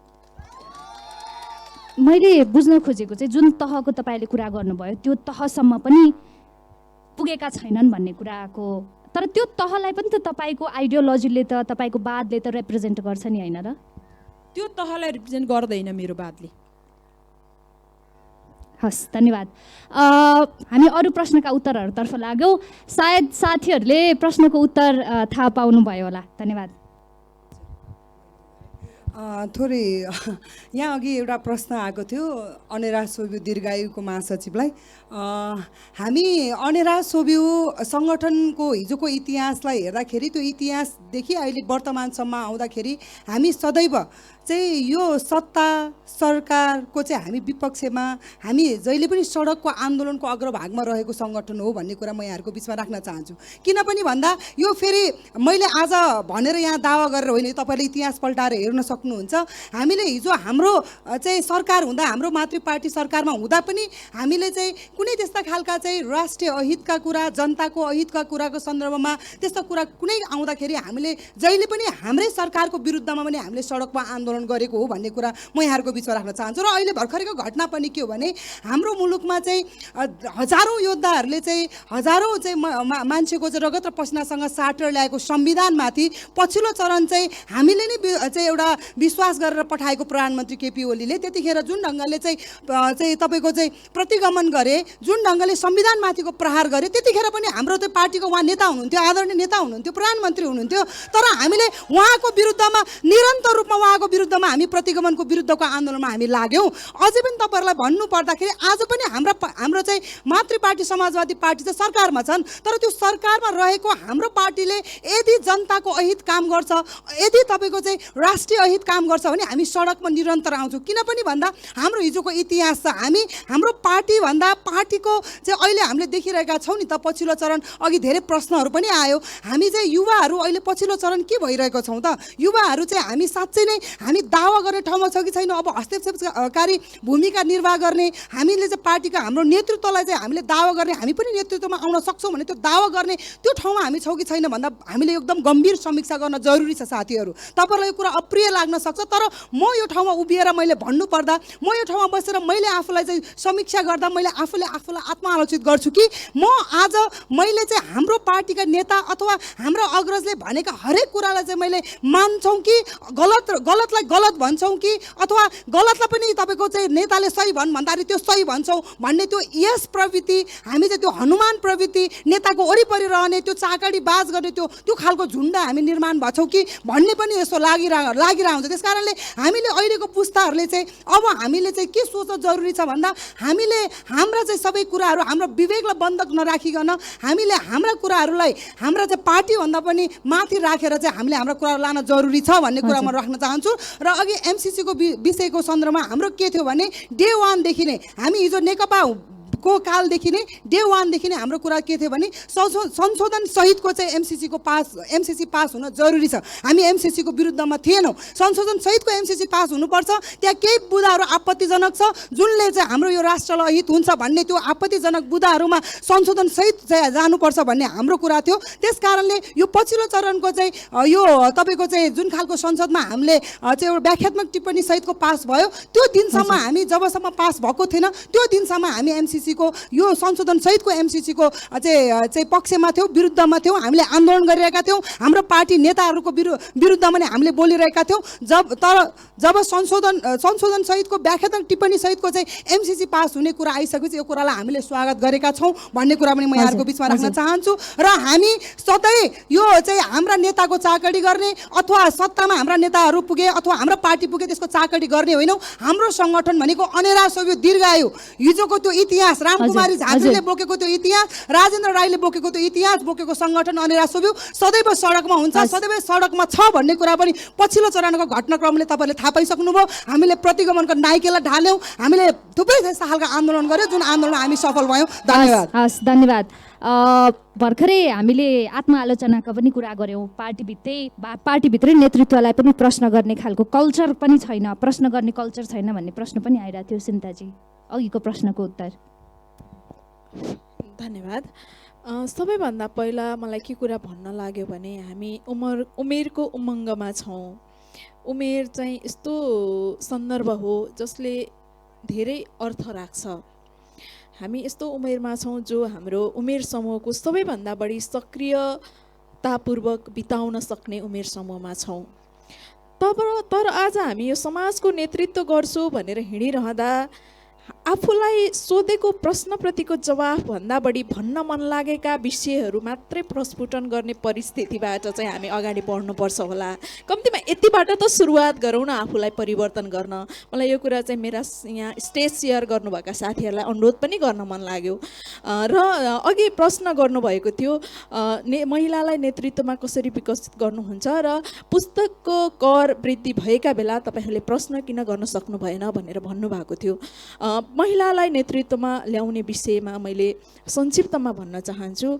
आज अनेरा सिब्यूले संवैधानिक व्यवस्था अन्तर्गत 33% महिलालाई सहभागिता सबै तहमा गराउने भनेर वैधानिक व्यवस्था गरिरहँदा तथापि यो देशको जनसङ्ख्या अनुसार 50% पुर्याउने कुरामा हामी निरन्तर छँदै नै छौँ। तर आजको सामाजिक आर्थिक भौगोलिक परिस्थितिले हामीलाई त्यो ठाउँसम्म पुर्याउनलाई सक्षम नबनाइसकेको हो कि भन्ने विषय पनि समीक्षाको विषय छ र यो विषयलाई निरन्तर परिष्कृत गर्नुपर्ने जिम्मेवारी हामीमा छ भन्ने कुराको चेतना मलाई छ। र म अनेरा सिब्यू को नेतृत्वमा छु र अनेरा सिब्यूले वैधानिक रूपमा नै सबै सङ्गठनका संरचनाहरूमा 35% महिला आजको दिनमा पुर्याएको छ र यसलाई निरन्तर वृद्धि गर्दै जाने कुरामा पनि हामी लागिरहेका छौँ। र मैले जहाँ पुग्दा पनि धेरै विषयहरूसँग जोडेर हेर्दा महिलाहरूलाई होस् या पुरुषहरूलाई अब हामी महिलालाई मात्रै इन्करेज गर्ने होइन। भूगोलको आवश्यकता वर्गको आवश्यकताले महिलालाई कुनै ठाउँमा बढी प्रिभिलेज दिनुपर्ने कुरा त छँदैछ तर त्यो सँगसँगै अब समतामूलक समाज निर्माण गर्नुपर्छ भन्ने चेतनाबाट अगाडि बढ्नुपर्छ भन्ने मेरो चाहिँ मान्यता छ। त्यसकारण समतामूलक समाज भनेर हामीले सबैलाई इन्करेज गऱ्यौँ भने मेरो दाजुभाइले मलाई पनि सहयोग गर्न सक्ने वातावरण निर्माण हुन्छ भन्ने मेरो बुझाइ हो र हामीले चाहिँ त्यो तहबाट काम गरिरहेका छौँ। तपाईँ सबैको सहयोग र शुभेच्छाको पनि अपेक्षा राख्छु। दोस्रो कुरा हामी प्रश्न गर्न सक्छौँ र प्रश्न गरेपछि समाधानको विकल्प सहितको प्रश्न गर्नुपर्छ भन्ने चेतना मेरो सङ्गठनले राख्छ र यो निरन्तर काम गर्दै आएको विषय पनि हो। तपाईँले पुस्तकमा राखिएको करको विषय जोड्नुभयो। त्यति बेला सम्भवतः अर्थमन्त्री युवराज खतिवडा हुनुहुन्थ्यो जस्तो लाग्छ मलाई। यो विषयमा मैले प्रशस्त इन्टरभ्यू पनि दिएकी छु र म सङ्गठनको अध्यक्ष त थिइनँ, उपाध्यक्षको जिम्मेवारीमा थिएँ तर मैले नै धेरै इनिसिएसन लिएको थियो हाम्रो सङ्गठनको तर्फबाट। मैले भनेको सङ्गठनले त गर्यो नै तर म आफै पनि धेरै ठाउँमा इन्टरभ्यू दिने या मैले मेरो सङ्गठनको जवाफ दिने ठाउँमा थिएँ र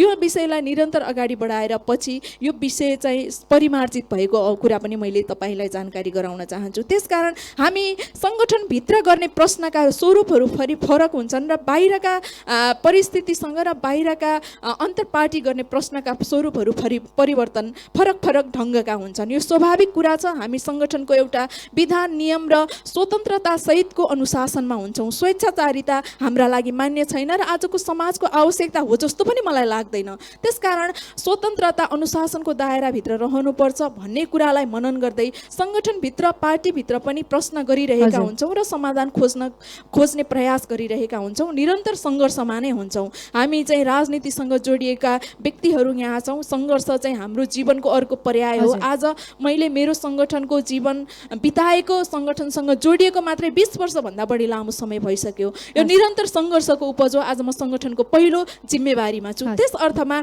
प्रश्न गर्ने रूपहरू फरक परेका हुन्। तपाईँहरूको निरन्तर ठुलो आवाजमा प्रश्न गरेर समस्या समाधान गरिदिए हुन्थ्यो भन्ने शुभेच्छाप्रति मैले त्यो प्रति तपाईँहरू सबैप्रति कृतज्ञता ज्ञापन पनि गर्छु र तपाईँहरूको यस्ता सुझावले हामीलाई अझ बढी उत्साहित बनाउँछ, उत्प्रेरणा दिन्छ भन्ने विषय राख्दै मेरा विषय टुङ्ग्याउँछु। धेरै धेरै धन्यवाद। नेतृत्वलाई प्रश्न गर्दै गर्नु होला।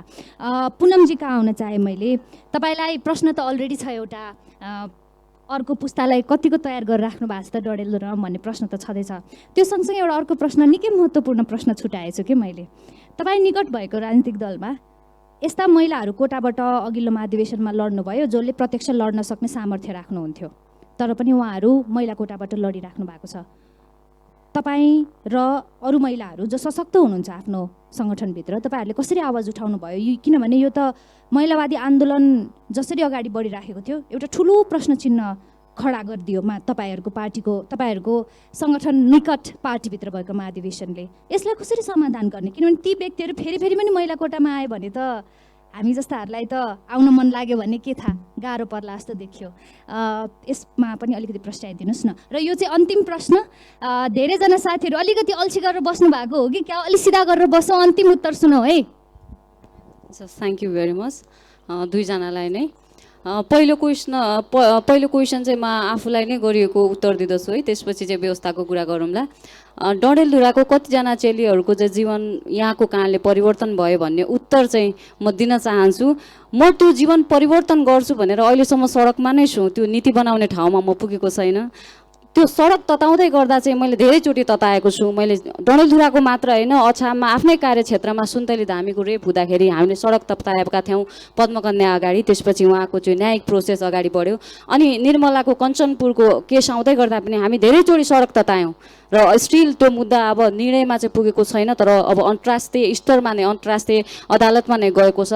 त्यो पनि एउटा पोजिटिभ पोइन्ट हो। आवाज उठाएकै कारण न त अब अदालतमा न्यायिक निकायमा ती मुद्दाहरू पुगेका छन्। र साथसाथै मैले चाहिँ जति पनि अब महिलाहरू हुनुहुन्छ देशभरिकै महिलाको लागि चाहिँ आवाज उठाउँदाखेरि चाहिँ हामीले उठाउने भनेको सडकमा हो र सडकमा उठाउन म पछाडि परेको छैन र मेरो लेभलको मेरो जेनेरेसनको कोही पनि महिला पछाडि परेको छैन। नेपाल विद्यार्थी सङ्घबाट चाहिँ मैले उत्तर दिनु पर्दाखेरि र म एउटा कुरा चाहिँ म यहाँहरूमा आज प्रतिबद्धता गर्न चाहन्छु। आज यो कर्णाली उत्सवमा म चाहिँ त्यति जुन बेला चाहिँ नीति निर्माण गर्ने तहमा पुग्नेछु, मेरो सङ्घर्ष छ त्यसका लागि। आजको विषय नै महिला राजनीति युवा भन्ने छ। साँच्चीकै अब यहाँभन्दा अगाडि धेरै कुरा आइसक्यो है। युवालाई चाहिँ कति धेरै चाहिँ ब्यारियरहरू छ, राजनीतिमा आउँदा प्रब्लमहरू छ र सँगसँगै महिलाहरूलाई पनि नेतृत्वमा आइसकेपछि पनि कति धेरै समस्याहरू छ। हामीले थोरै कुरा गऱ्यौँ र धेरै अझै बाँकी छन् ती सबै कुराहरू भन्ने समय अभावको कारणले गर्दा म असमर्थ छु अनि क्षमा प्राप्ति छु। र सँगसँगै म एउटा कुरा चाहिँ भन्न चाहन्छु कि म सङ्घर्षको मैदानमा छु, तर जुन दिन म त्यो नीति निर्माण गर्ने तहमा पुग्नेछु त्यो दिन डडेलधुराको मात्र होइन कर्णाली प्रदेश र नेपाल देशभरिकै महिलाको लागि म आवाज उठाउनेछु। मलाई विरोध गर्न मन लाग्दैन, तर आज मेरो काङ्ग्रेस पार्टीका सांसद हुन् या एमाले माओवादी अहिले एकीकृत समाजवादी जति पनि महिला सांसदहरू हुनुहुन्छ 334 जना प्रतिनिधि सभामा हुनुहुन्छ। त्यो मध्ये चाहिँ 112 मेबी होइन त्यतिजना महिला 33.53% महिला संसदमा छन्। तर मैले हेरेकोमा चाहिँ विशेष समयमा अहिलेसम्म महिलाको पनि कुनै पनि इस्यु उठाएको मैले देखेको छैन है। म सायद अब म यो समाचारबाट चाहिँ पछाडि परेको हो, आई डोन्ट नो। म आफै पनि म त्यो क्वेसन गर्छु उहाँहरूलाई। महिलाको नाममा समानुपातिक सांसद खानुभएको छ होइन, महिलाको सहभागिताको नाममा चाहिँ अनि समानुपातिक सांसद खानुभएको छ, तर महिला महिलाको कुनै पनि इस्युलाई चाहिँ उजागर गरेको मैले विशेष समयमा पाएको छैन। सुन्ने समयको कुरा चाहिँ नगरौँ होइन, विशेष समयमा हाम्रो इस्यु उठाउनु पर्यो भन्ने मेरो पनि डिमान्ड हो होइन। अनि तर जुन दिन म त्यो व्यवस्थापिका संसदमा पुग्नेछु, म त्यो नीति निर्माण गर्ने तहमा पुग्नेछु, जुन दिन चाहिँ राज्यको त्यस्तो ठाउँमा पुग्नेछु जुन ठाउँमा म आवाज उठाउन सकौँ, त्यो ठाउँमा चाहिँ मेरो आवाज बुलन्द गरी म चाहिँ डडेलधुराको मात्र होइन नेपालभरिकै महिलाको लागि आवाज उठाउनेछु। अनि दोस्रो प्रश्न रहेको छ, आफ्नो राजनीतिक दललाई तपाईँहरू किन क्वेसन गर्नुहुन्न भन्ने कुरा हामी प्रश्न गर्छौँ होइन। अब हाम्रो सुन्ता दिदीले नि भन्नुभयो एकछिन अगाडि, कतिपय कुराहरू चाहिँ हामीले आफ्नो पार्टीभित्र नै होइन त्यो अब विभिन्न बारीहरूले छेकेको हुन्छ, हामीले आत्मसंयमित भएर विभिन्न चाहिँ आचार संहिताभित्र रहेर क्वेसन गर्नुपर्ने हुन्छ भने नेपाल विद्यार्थी सङ्घले त यहाँ अब गगन दा यहाँभन्दा अगाडि हुनुहुन्थ्यो होइन, गिरिजाप्रसाद कोइराला प्रधानमन्त्री हुँदा पनि उहाँले क्वेसन उठाउनु भएको थियो, शेरबहादुर दाइ हुँदा नि उठाइ नै राख्नुहुन्छ स्टिल होइन, यहाँले देखिराख्नु भएको छ। त्यसै गरी नेपाल विद्यार्थीका नेताहरूले पनि आफ्नो पार्टीलाई अपोजिसनमा हुँदा पनि र सत्तामा हुँदा पनि यदि उठाउन पर्ने इस्यु रहेछ भने चाहिँ क्वेसन चाहिँ उठाइराखेको हुन्छ। यहाँहरूले चाहिँ त्यो विषयमा चाहिँ जानकार रहिदिनुहोस् भनेर म अनुरोध गर्दछु।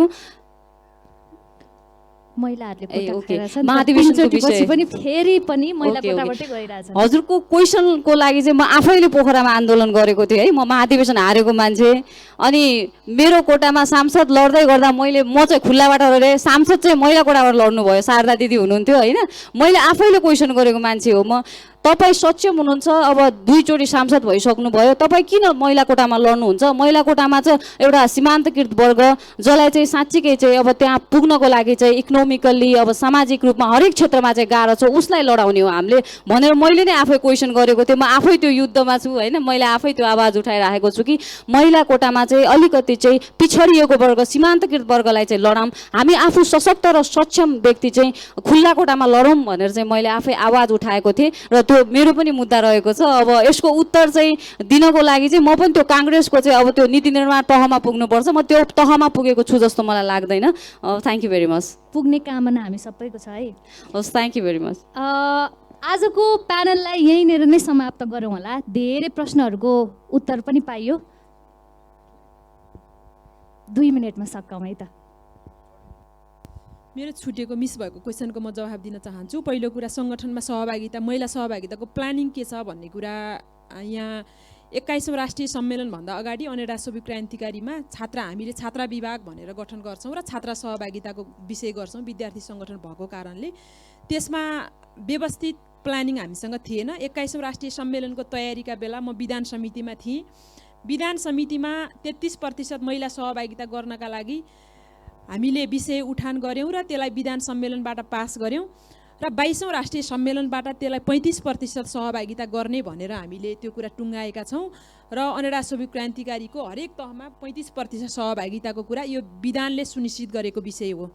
र पदाधिकारी तहमा हामीले उपाध्यक्ष, उपमहासचिव र सचिव तहमा लेयरमा पदाधिकारीमा 1 जना 2 जना होइन कि उपाध्यक्ष तहमा पनि महिला, उपमहासचिव तहमा पनि महिला, सचिव तहमा पनि महिला भनेर हामीले लेयरमा पदाधिकारीको महिला सहभागिताको कुरा सुनिश्चित गरेका छौँ। महिला सहभागिताका हिसाबले यही अवसरले नयाँ ठाउँमा ब्रेक गर्नलाई सम्भावना होला। अर्को चाहिँ एमसीसी प्रकरणमा अघिल्लो दिन आन्दोलन किन गर्नुभयो र पछिल्लो दिन आन्दोलन किन विसर्जन गर्नुभयो अथवा भन्ने कुरा हामीले संशोधन बिना पास गर्न हुँदैन भन्ने कुरा विषय उठान गरेर आन्दोलन गऱ्यौँ र संशोधन